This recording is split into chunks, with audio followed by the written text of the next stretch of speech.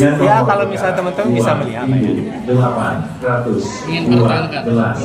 Saya nggak ngomong itu. Silakan masuk ke ruang sidang Kalau 2. dari polonya sendiri kepengen Ya itu biar nanti lah. Itu terjawab nanti dengan adanya hasil mediasi.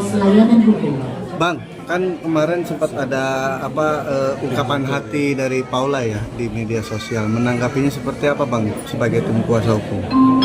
Ya, Terkait dugaan-dugaan ya itu kan dugaan-dugaan. Dugaan-dugaan itu kan dibangun dengan sesuatu yang belum bisa dipercaya. Kan gitu. Jadi kalau misalnya pengen bangun rumah itu kan dengan pondasi yang kuat kan, dengan batu kali gitu ya, ada semen gitu kan, ada batu bata gitu kan. Nah sekarang kalau misalnya dibangun rumah itu hanya berdasarkan pasir aja, ya itu nggak kuat. Kalau misalnya orang mendalilkan sesuatu itu berdasarkan ungkapan seseorang, ya itu nggak kuat. Ini bukan pendapat saya, tapi hukum yang menyatakan seperti itu. Itu makanya di kemarin hari saya bilang, siapa yang mendalilkan dia berkewajiban untuk membuktikan. Itu karena gini, sama dengan pidana ya. Pidana yang mendalilkan siapa? Jaksa. Jaksa membuktikan gitu kan. Nah sekarang kalau misalnya ada macam-macam kayak gitu kan silakan dibuktikan aja mereka di pengadilan. Gitu.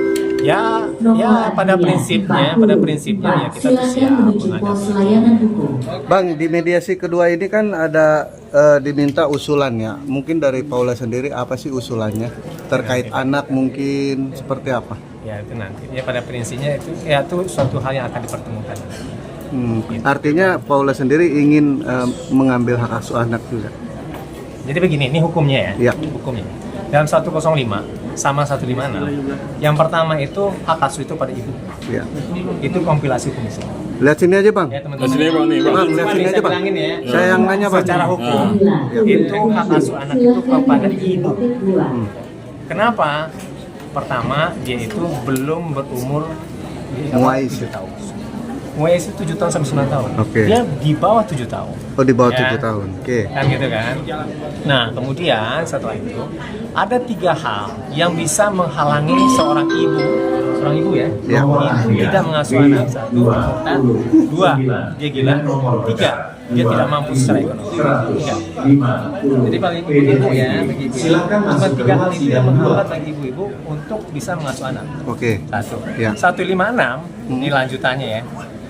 Ketika itu terhalang, yang diberikan terlebih dahulu itu adalah saudari ya, adik kakak perempuan dari ibu. Oh. Itu 156 kompilasi hukum Islam. Setelah itu baru ayah, setelah itu saudari dari ayah. Itu hukumnya. Ya. Nggak ada itu bisa menghalangi itu, kecuali ada desain. Ya, clear ya. Ya itu hukumnya begitu tadi, gitu. Ya teman-teman sebagai perempuan ya memang harus yakin, gitu. Ini hak perempuan sebenarnya gitu, bukan hak laki-laki. Berarti Hak Paula laki-laki sendiri itu, mengusulkan ya, Bang? hak laki-laki itu sebenarnya itu dia mengasuh dalam tataran bagaimana seorang laki-laki. Perempuan itu mengasuh sebagai seorang perempuan, seorang ibu secara emosional. Itu makanya pendekatannya adalah kedua-duanya yang menghambat. Walaupun si A si B nanti itu jangan terhambat. Karena itu adalah hak anak. Hak anak ini berdasarkan konvensi hukum anak, berdasarkan undang-undang perlindungan anak sampai kepada kompilasi hukum Islam gitu kan. Nah jadi memang ditekankan ibu. Gitu. Berarti Paula sendiri mengajukan usulan itu ya di mediasi Hukum kedua. itu.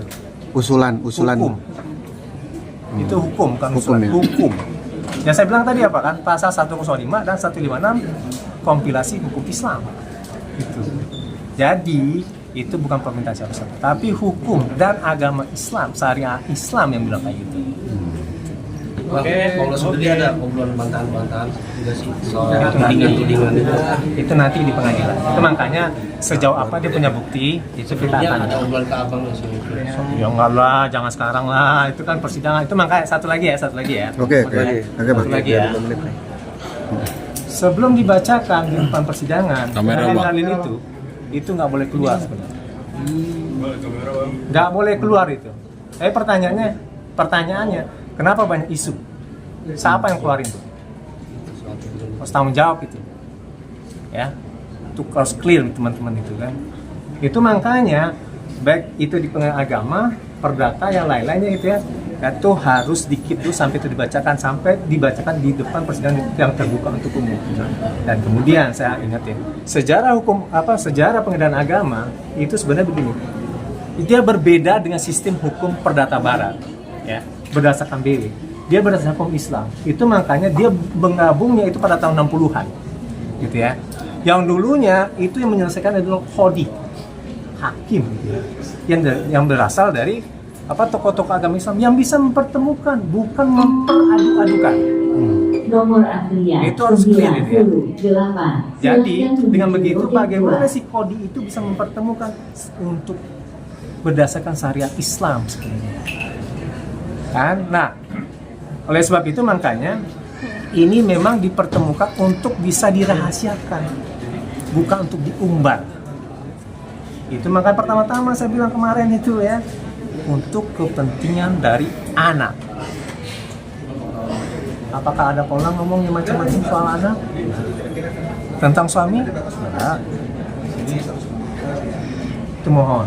Ini Mbak sebagai ibu nantinya ya. Begitu juga Mas juga sebagai bapak. Begitu juga gitu. Saya ketuk aja gitu. Untuk kepastian dari anak. Kasihan anak. Anak itu ya, itu berhak untuk mendapatkan psikologi yang baik. Nah kalau misalnya nggak baik gitu kan, orang tua sendiri akan menanggung nanti. Kenapa? Ya karena anak-anak itu pada saat ini masih sangat labil. Apalagi belum memais ya. Jadi saya tidak menanggapi substansi ya, saya cuma menanggapi soal proseduralnya aja. Prosedural aja, dan kemudian esensi dari pengedaran agama itu kayak gimana, agar nanti kita bisa memahami gitu kan. Bahwa pada prinsipnya pada saat ini adalah kita berupaya untuk bisa secara baik-baik. Karena nggak semuanya itu bisa ya diselesaikan gitu kan dengan cara dibuka. Kecuali bagi orang yang akan memutuskan, dia akan berwenang untuk menyatakan iya nanti. Itu ya kira-kira ya. Makasih Bang. Terima kasih.